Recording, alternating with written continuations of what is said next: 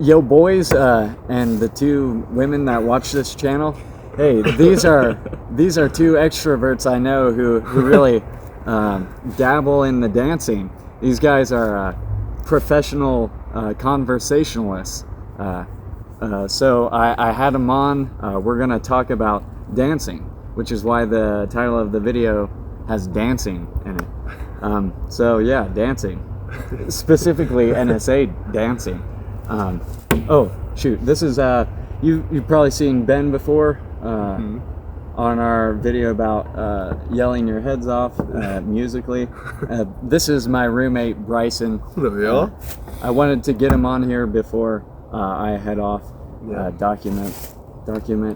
Just show that I was a part of your life at some point. Yeah, that we stared into each other's eyes for every night for a couple months. You know, I've also slept with you many times. Okay. Yeah. Oh yeah, this is the collaboration of the roommates. No. If I had I did forget that. I forgot. Yeah. He was the pre-Bryson. Bryson short .0 or something. I don't know why you're trying to make Ben Coons Bryson. It's not. Yeah. Okay. So, do you guys have a topic that you think we should start on? If not, maybe just previous experience when it comes to dancing. Let's exercise some humility and address the faults of men. Yeah. NSA dances. Yeah. Before we get into some quips we have against the women. Yeah. The easiest thing to take pot shots at the men for is attendance at the NSA balls, dances.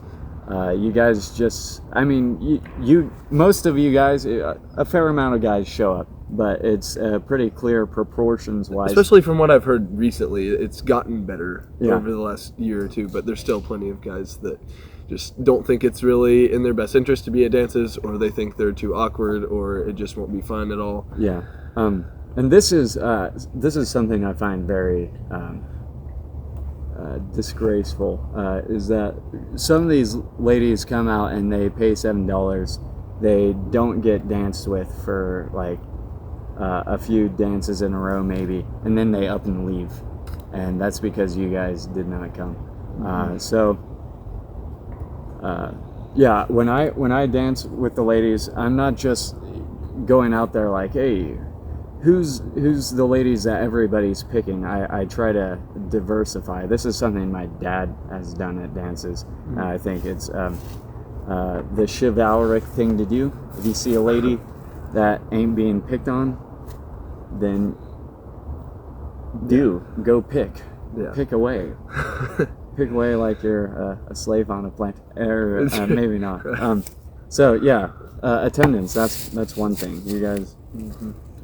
Yeah, I agree with that. And also, there are some like cliques of people who like to dance with each other, and so they'll go to a public dance, matchmaker, and just only dance with each other.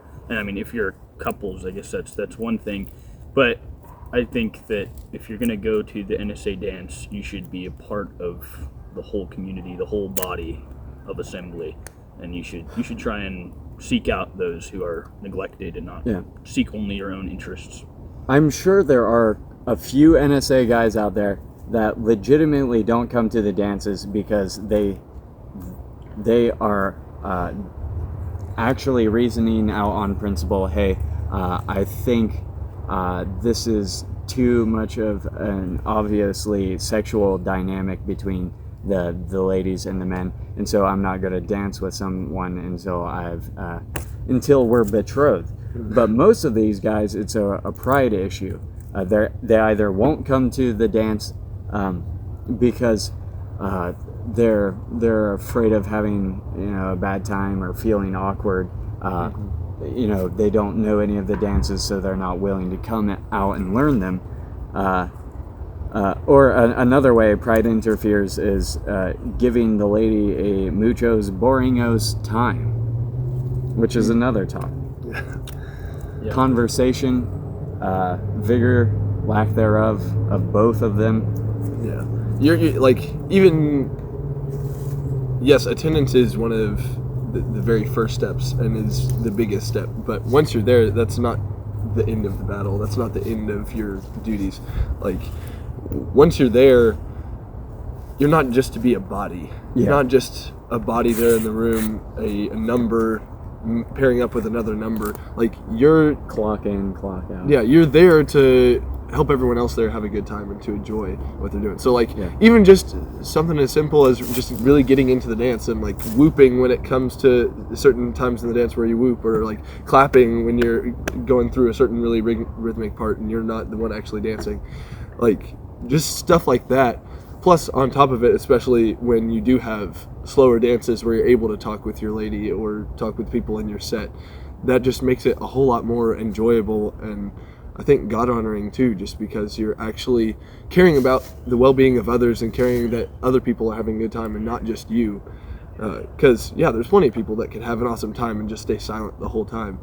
But that's not how you love people best. That's not how you show that you care. I think another component is just basic social skills. A lot of guys at the NSA dances... That's like the only time that they're in any semi-alone context with a woman. And they must go there understanding that the woman that they're dancing with is not simply a dancer. They're not just there to be part of the dance. They're a human soul that you should try and be a neighbor to. Try and make some small talk. How's your day? Shadow boxing. Oh, where are you from? Oh, cool. Yeah. You know. Hey. This extrovert here, this Ben Coons, was one of the main catalysts in getting me out of my very, very thick tortoise shell when it comes to talking to people at dances. 3 years ago now or whenever, it was just after our high school for the both of us. My freshman year at NSA, your gap year, right? Yep. We both got paired off in a room, and this dude, he's out here his first couple weeks, his first month in Moscow, getting to know everybody, and this is something you've also done. And man, I was kind of just flabbergasted by it. And this guy just kind of grabbed me at every dancing opportunity he could find after a while. And just started making me go there and telling me to talk to the ladies while I was dancing. So I did, and now it's my favorite thing to do. Yeah.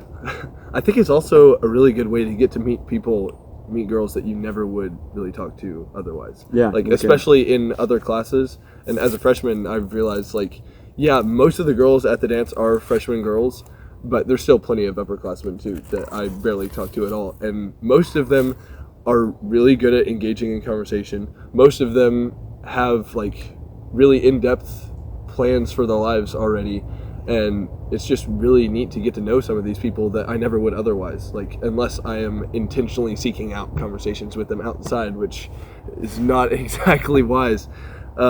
It's a whole lot easier to actually get to know people that are further along in the journey than you are, and just see, like, especially with NSA, see what NSA has done in their lives. Maybe you're not going to hear their whole life story in the 2 minutes you're dancing with them, but still, it gives you a chance to realize that there's other people out there who are further along the journey than you are, and just to get to hear some of their life story, their wisdom. Just to capitalize on Josiah's humble comments, he has yet to ascend to the love of swing dancing. And that is, I will admit, a difficult place that many NSA people do not reach. But I think contra dances and informal fun dances like the NSA dances that they host should lead to more mature forms of dancing. Mature forms of... Oh. Why do you call that a mature form of dancing? Because it's tricky to do. Yes, it's very hard. You have to lead in a bigger way. You're more responsible because you're calling the dances in that microcosm, not the caller. Yeah. There's I see what you're saying there. The sexual dynamic between the man and the lady in contra dances. It's a much more sort of enervated, anemic, blasé thing compared to the stakes of swing dancing, which is one reason why I've not plunged head, soul, and toes into just studying swing dancing. I still try every once in a while, but I'm no master yet.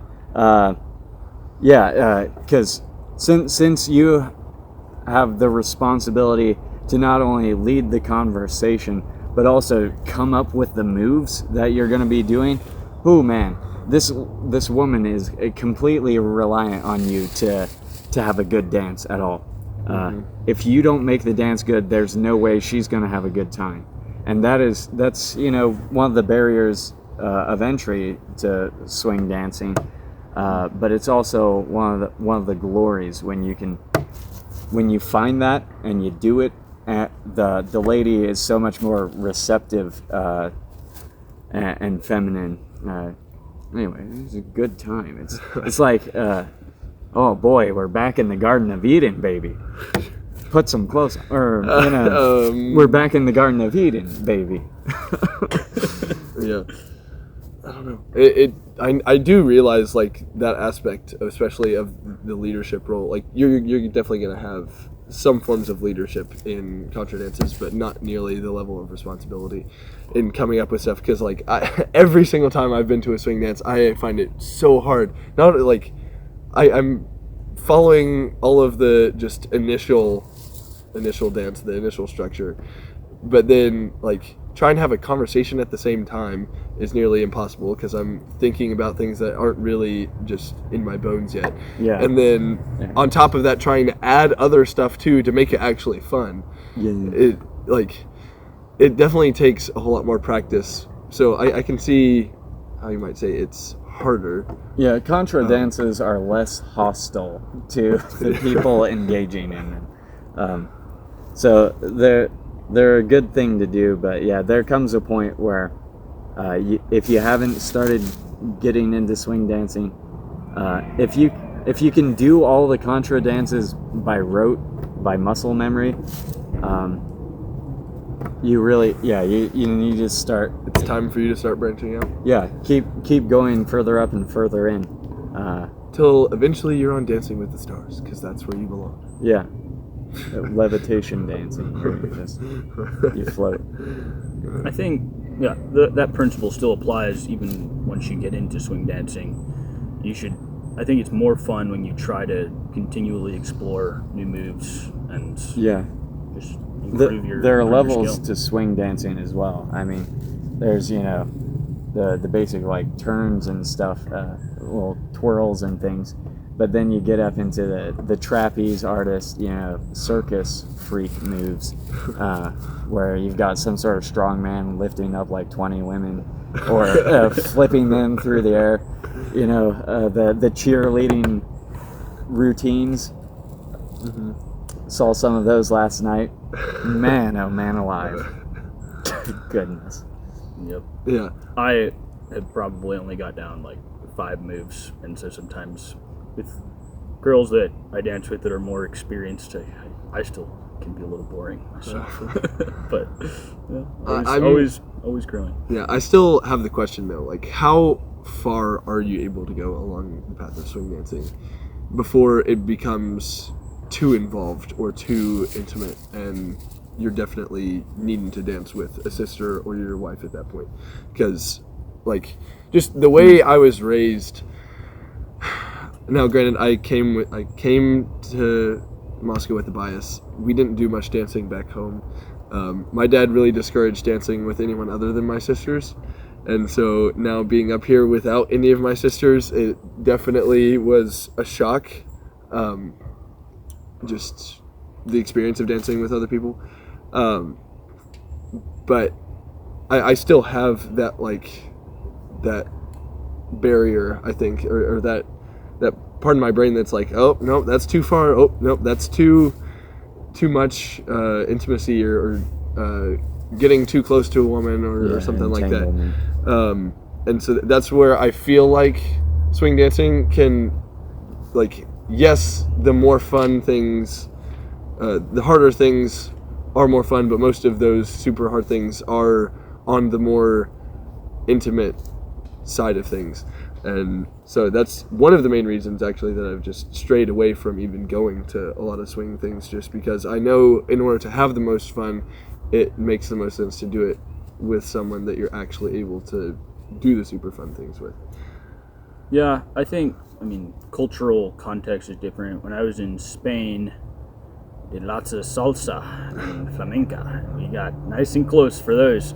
But I was also 15, so... And that makes it okay? I don't know. It wasn't on my mind then. I was just new to dancing and didn't know what was going on. But, I don't know. I think generally NSA dances, even like waltzing and other kinds of hands on the hip and the hand, those kinds of dances, just sort of still very basic in the broad spectrum of dancing. And I think it should be normal. I don't think it's too intimate unless you make it. It's not weird unless you make it weird. Yeah.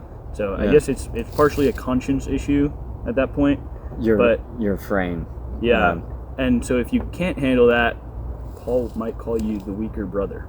Yeah. There are, like, culturally, there are cultures, where dancing is just, second nature. It's part of what you do. There isn't a second thought about dancing with somebody you don't know at all, and even from very different backgrounds. And NSA, we're all coming from a shared worldview sort of thing, and so you're not expecting any sort of deviancy unless we get to that later on out on the dance floor. But these other cultures is like, even if you don't have a shared worldview, this other person could be your mortal enemy worldview wise, and you can still do a dance with them. And then there are cultures like where you're coming from, where dancing is a black swan event sort of thing. More or less. And I think that it's becoming more okay back home. Yeah, I'm sure there's another good analog for that, but I'd be hard-pressed to think of something similar as well. Oh, I guess just friendships between men and women. There are cultures where that's not a thing at all, where it's like all the women just hang out and all the guys hang out. Probably this is more of the kind of thing you might see in a tribe, where it's like all the guys go out and they do their guy things out there, and it would be weird if one of the guys was back like chatting with ladies. But then there are other things where it's like you're the weirdo if you aren't able to bridge the gap, jump the cause of doom, as it were, over to the women and intermingle. So it's a tricky thing, but if you consider the frame of the woman you're with, and just make sure to not do any moves that you think would exceed her frame, I think you're in the black, in the blue, in the clear, the green, not in the red. Black is true. It's an economic term. Yeah. So at the dance, you're there to socialize, you're there to have fun, but I think the guys especially need to recognize that the whole dance, even in between dances, none of it is a homosexual activity. So many guys in between dances, during the dance, they already don't talk much, but when they're not dancing, they tend to just group together and hang out and chat about whatever bro activities going on. I think that should be more or less eliminated. I think that it can provide a small respite. Oh man, I've been dancing with all these women. I just need to talk to a guy. I remember one NSA danced with like 12 different girls in the same night, and it was just like, whoa, sweating up a storm. That was something. But NSA dances in particular, especially the one last night, I think it's fine that that doesn't happen at the one last night, because we had so many people that it was a dance where we needed to put all the ladies to one side, who have just been danced with, and all the ladies on the other side, because the proportions were that bad. It was like over 20 ladies surplus to guys we had. So we needed to do a sort of divisory thing.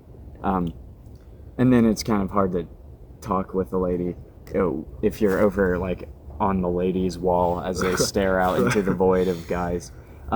It's a little harder. Now, something like joyful dancing where it's tighter, I think the idea of, okay, take your lady to like this one spot, you know, the little prison over in the corner, and they can't leave it, you know, way less necessary. And I think if you would just not physically, locale-wise, do that segregation, you know, de-stratify the women and men, then I think that would be more likely to happen. So I think one of the reasons that is a problem is because of the logistics of the size of NSA dances, whereas I think other dances maybe should consider, you know, take her off the dance floor, but maybe not all to the same spot. Mm-hmm. Yeah, I think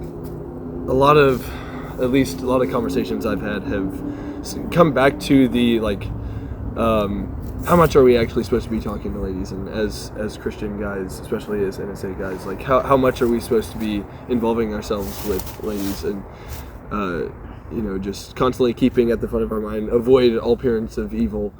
Yeah.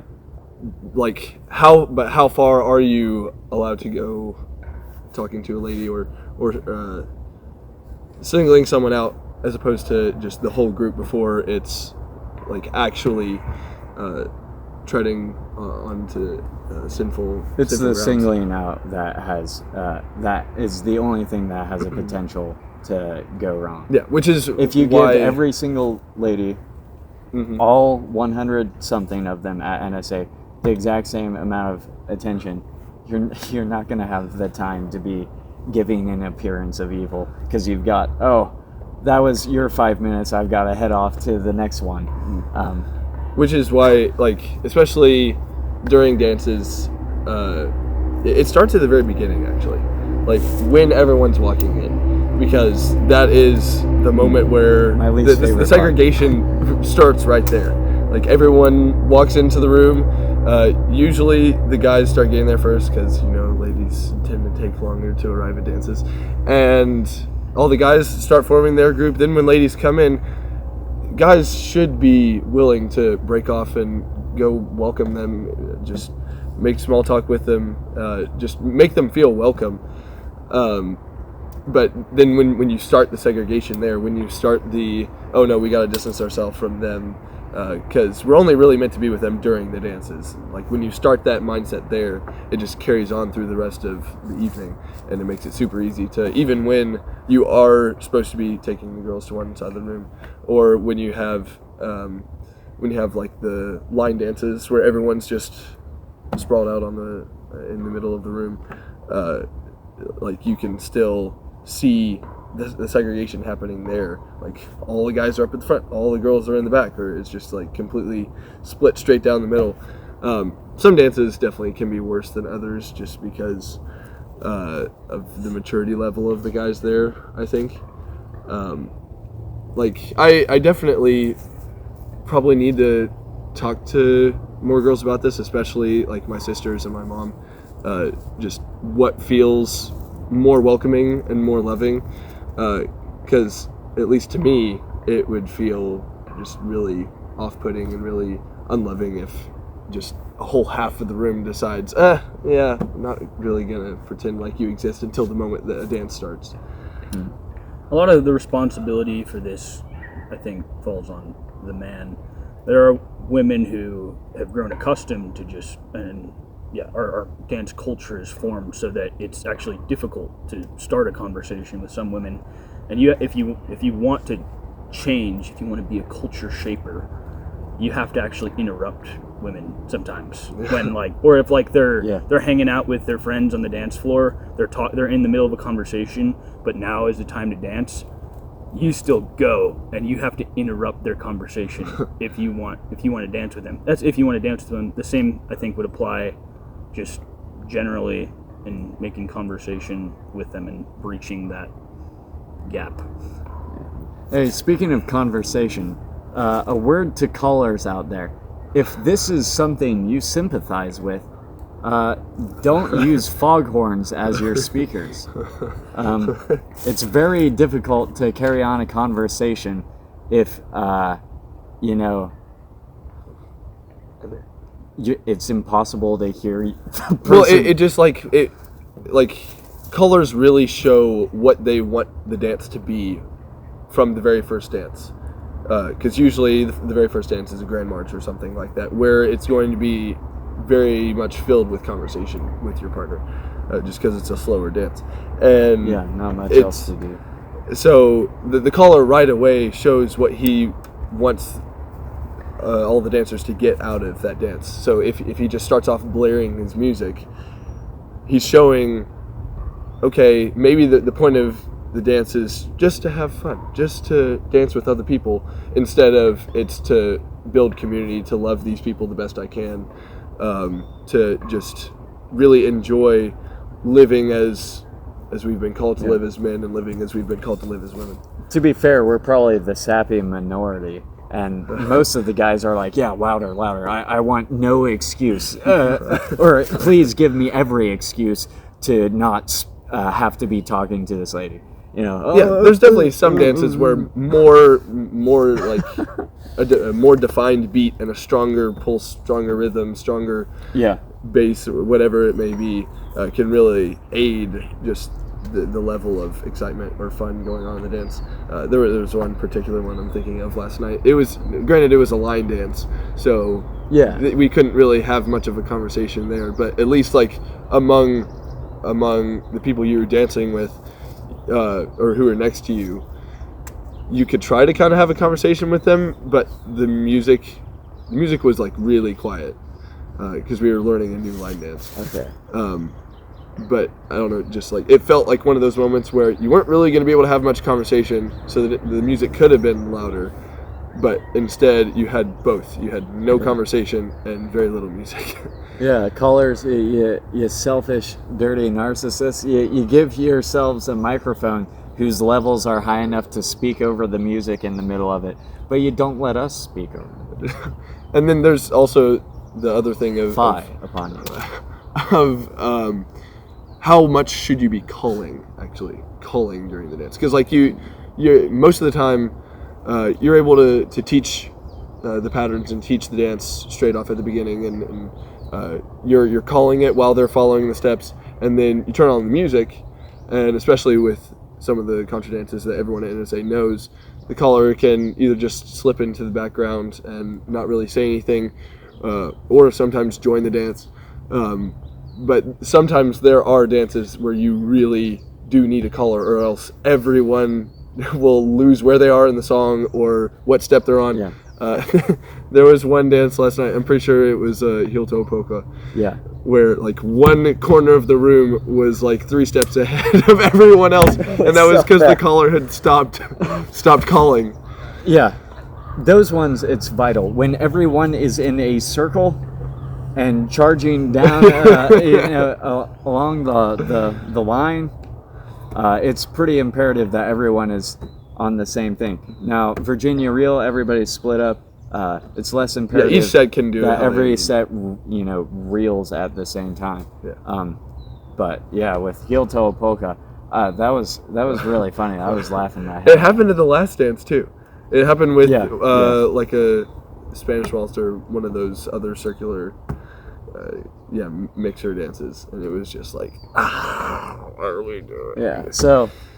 Now, granted, I was really thankful for Yeah. the caller doing their job the whole time. It was just there are still some things that can be done to elevate calling as a whole still. And now, granted, they could fix that one thing, and there'd probably still be a dozen other things to fix. So there's never going to be a perfect caller, just like there's never going to be a perfect dancer. But there's still things we can improve. Yeah, you thought this was just us blasting the guy dancers. No, we'll get the colors in there as well, and maybe other categories. Yeah, so calling, and there's a very high skill ceiling for calling. Like the amount of improvements you can make as a caller are really unbounded. Dr. Herb has introduced me, and Ben has some experience with, stinking professional Elon Musk level kings of calling, where like they've got little phrases and stuff. So when they're calling the dance, it's 1, 2, 3, spin the girl around, take her to the town. They've got all these goofy little witticisms and stuff that keep the beat in rhythm, and just kind of adhere you to the dance, the choreo, while keeping it engaging and almost like they're singing a song. Anyway, so callers, you can be doing better. Not that we hate you, we appreciate it. Yes. Indeed. I wouldn't want to call it a dance. I'd like to be able to. Maybe. Well, yeah, but I prefer to dance the dance. I don't want to be up there. That was horrible, guys. And you're gonna blame it on me after this, I can tell. Yeah. Okay, calling. Any pet topics you want to hit? I'm sure Ben has like 20. Yeah, many. Ben. I think a word on help from the women might be useful. Making yourself more available, smiling. Yeah, is a big help. What? Be they welcoming. can't just stand in the corner and just frown at everyone that walks by, and then as soon as you ask them, didn't they smile? I know we may give you reason to do those things, but we're Christians. You gotta forgive very quickly, and keep smiling, keep looking like you're having a good time. Smile and wave. That's really helpful in encouraging the men, I think. Dude, ladies, you may think it's your job to be the dead fish out there, to just be drug along the floor wherever the guy commands, but there is a lot you can do. Like last night, the spectrum of women dancers that I had, oh my goodness. One lady took the cake by far. As far as receptivity with the conversation, banter, as well as willingness to just go with whatever machination, impulse, whim that seized upon me, willingness to do that. Yeah. So, in case you think it's all on the guys to improve their game, no, there are things you can do. You can open yourself up to, just be receptive. Yeah. Part of that would also be not dancing with other women. Oh, we come to the nub. Yes. Oh boy. Yes. Prepare to pull out your sanctification, because you're going to need it through this blasting. Hey. Ladies. So, I assume you'd take it a bit amiss if you looked out on the dance floor and you saw poor little Bryson's fumbling through some steps. So me, the senior, I graciously offer to lead him through a dance, because a freak of nature, for some reason we had 20 less women than guys show up this time. So we have the majority of guys. Also, he's fumbling through things. So I, out of the kindness of my heart, offer to lead him through the dance. You'd be like, "That's gay," and you're right. That's gay. So what the devil do we call it when two women, two personages of wearing dresses, are out there dancing with each other. Now you might be saying, "Oh well, you're misconstruing my motive here." I noticed she wasn't dancing for a while, so I wanted to give her the opportunity to dance. And frankly, I wasn't gonna dance either. And there aren't any other guys, so it's either skip the dance that we paid money to come and do, or dance with each other. And you're right. I think that is a very loving thing for you to do. Yeah, it's very loving. You're just loving her so much when you do that. You're putting much love upon her. You're very lovey-dovey. So that's the problem. Okay, it's not the disclaimer. The issue is you're taking it too far. You're taking it too far. Now, obviously, this is a sin that is, or an unwisdom that has been given place to by the failure of guys to show up, to attend, and to lead, and to do that with alacrity and aggression and dominance, but just don't give in to the temptation to be a lesbian. Amen. Yeah, I've also seen in some less reformed circles the practice of men dancing with each other, and it is indeed a horrible sight. And yeah, they're just broing about, having a good time, just like the ladies that taught him to. Harmless, isn't it? Yeah, it's gross. Shout out to the Peruvians. When I was in Peru with the Catholics, some of us, we were young men, we were 16 or whatever, but we tried to fool around a bit, and they were like, "We don't do that here." Yeah. Stop. And so they had some strong cultural no's that they pronounced upon us, and I think we could learn from them. I mean, I can see what you're saying with going to dances and having girls dance with girls, but what would you say about sisters dancing with sisters at home and learning dances that way? Because I know there's plenty of girls in that boat, my sisters included, that have learned how to dance some things really well because there is no one available. You're absolutely right. Venue matters, because if you ladies, you NSA ladies that are out here dancing your heart out with another woman, would go and do that at a public venue elsewhere in Moscow that isn't entirely populated by Christians, I would have that I would actually find issue with. This is just at NSA, I think it's a funny little cognitive dissonance we have, that we're like, what the devil? If two guys started dancing, but we're like, oh yeah, force a habit when two ladies do it. I think that's funny, but I would have an actual issue if you were doing that around non-Christians. Now, similarly, walking it back, doing that at home, where it's two sisters doing it, you're not. There is no one in the vicinity who could possibly construe that to be anything other than it is. There's no audience watching and being like, oh wow, it's two gays out there. I don't think the issue with the NSA girls is homosexuality or the perception of homosexuality.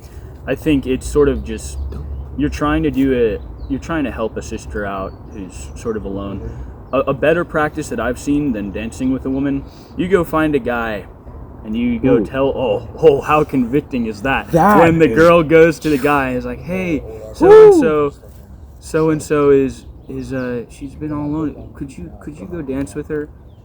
I've like, whoa, I should have been on top of that. Thank you for mentioning that. That's a much more productive way to address the lack of men or the weakness of men in that category. That's brilliant. Yeah, that is the ideal response. That way, you admonish a man to be better embracing his duty and position that he's called to do in the dance, especially if he's slacking and lacking and not out on the floor knick-knacking. So that is a brilliant solution. I was going to say something stupid like, I don't know, we could have a sign-up sheet so you pre-register for the dance and you can make sure that there has to be the same number of guys and girls. Yeah. and it incentivizes. One more guy signed up. Oh, yeah. You can sign up too. Yeah, if I can't sign up, then I'll go find a guy and tell him, hey, you should go do this dance so I can get it. You know. But that's a way less artful solution than Ben's. Yeah, that's good. Yeah. And that's even better than just finding a guy and saying, hey, will you dance with me? Because then you're kind of usurping the roles. Usurping it, you're emasculating him, you're really leading the interaction, if not formally leading the dance. But that, you're just, you're the angel looking to take a chunk out of Balaam's ass. And I think guys can also fulfill that responsibility. Like, if you're more mature in dancing, you don't have the issue of you're mindful of trying to help out the sisters that aren't getting danced with, and you see your brother who's just got his back up on the wall. Yeah. You can encourage him in that way likewise. Bring a pair of spurs on your cowboy boots and dig him into his flanks. Yeah, so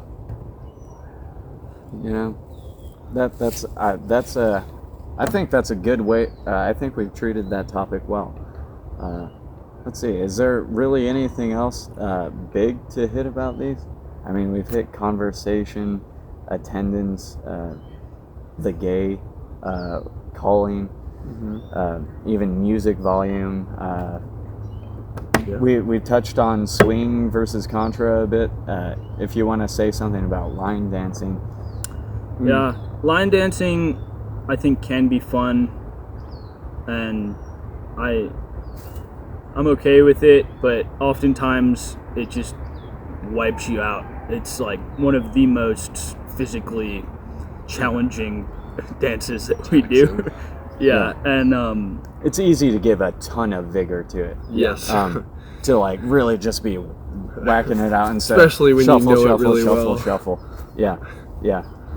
And even when you don't, it's easy to just get out there and, I know bob some and weave. particular guys who are really good at just making up. I tolerate maybe like one of those in a dance, but I don't like having too many of them, because it just it can discourage more partner dancing, which I think is more valuable. You know what my bane of existence is that one that we've done at a couple of dances where it's grab the two ladies. Oh, that one! Oh my goodness, that one conversation kills you. Killer. Well, yeah, conversation killer, not just people killer. You can't be like, "How's your day?" "Oh yeah, man, that's really great." Now I don't care about and this you. lady just starts strangling you on your left. Oh man. So it's impossible to be like, well, how we going? How we doing? That one, it's actually impossible. It's more impossible than a line dance to actually have a conversation with someone. A line dance, man. So that one, I get it, because it's more accommodating to the proportions we have. But man, I conscientiously object to that, because if I can't converse with the ladies, then let me die. I think mixers too. If the mixers are like just too brief, like you do maybe like 4 steps and then pass them on, it really, it allows for a brief interaction, maybe, but there's just like one comment. Yeah. You can have some. It's ideal if you have a joke that comes to your head. It is really funny when you get one saying or one phrase to just boom, drop she a bomb, gets and it, then she laughs, she goes on, and you don't have time to ruin it by saying like, well, school, yeah, school, man, school's wow, academic, kind of scholastic, that school, which is the kind of thing I end up saying with a lot of these dances. So I think that's just mixers. They're also, what an interesting idea. Well. Especially when you still have to ask someone to dance a mixer. And so like thanking the lady at the end when you probably had her for one count. Exactly. It happened almost every time at the Feels dance so last guilty. night. I did Man. at least 2 of the mixers. I was past a lady right at the end, and I was like, "Well, thank you. You did an amazing job. job." Oh man, yeah, that's fun. Yeah, but then also like you ask one lady to dance, and then you're just passing her right along. So Yeah. there wasn't really any. If they run the dance, if they call and walk through the dance beforehand, you can actually have somewhat of a conversation with your chosen, unless they decide your to not beloved, rewind, your partner. because sometimes they show you how to do it, and you just pass them Oh. straight along before the music ever starts. You don't even get one rep with the lady. It's just a kind of half-baked walkthrough. Yeah. Will you have this walkthrough with me? So no, yeah, like if we were to rank the dances just in the levels of not only fun but also just ability to love each other well, it definitely seems like I'm still not completely sold on swing dancing yet, but maybe swing dancing somewhere towards the top when you're able to add in the fun things, and when you're able to actually lead a lady in something more than just the hop and step and hop and step. Whoa. Like, and then maybe after that, contra dancing, when you stay with the same partner the whole time, then the mixers, because you get a little bit of time to maybe say something, and then line dances, which are purely just to have a break from the other And sex. then the dual wield. Yeah. Yeah, I think The dual wield. I think Boo, contra F tier. contra dancing is a good freshman level dance practice, but I think it really should lead into more mature forms of dancing. Yeah. Like if the seniors and the juniors knew how to swing dance, and you threw in a couple swing dances so that at least the freshmen could watch or maybe even practice along with them. I think that could be helpful in just getting the freshmen, okay, you're expected to do contra dances now, but this should lead into maturity. You should be growing during your time at school, and you should show that you've learned something, you've grown.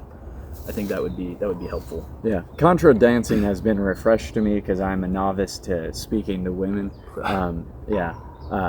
But my senior year at Logos, after legitimately about 12 years, and my parents were the callers for a good long while of that as well. 12 years of doing the Virginia reel multiple times a night at every dance. It was like, what am I even doing here? This doesn't feel like dancing. This feels like breathing or something boring. Really just banal. We're doing mostly the same dances, and I've done this for 12 years.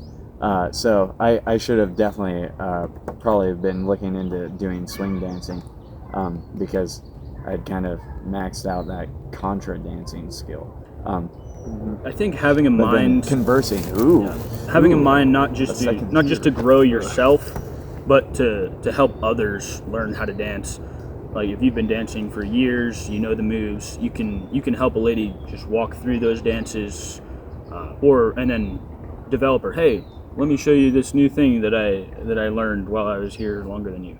I think that could be a useful practice if that were more a cultural norm. Yeah. Well, any closing thoughts? I'm very grateful for the dancing culture of Moscow, Idaho. Oh yeah. Been very blessed by it, and I hope that the blessings abound. Yeah. This was not. I'll let you say something in a second. But the point of this video isn't really. We're not setting out to call out anything. We're setting out to be thoughtful consumers of the kind of recreation we engage in, and so making a video where we lay out our thoughts is one way to do that. Yeah. I did have one last comment. The timing of dances, especially when it comes to when they are scheduled. I think it's really sad sometimes how dances are scheduled and when, especially this last year, we went through had like a dance or two during the first term, right at the beginning.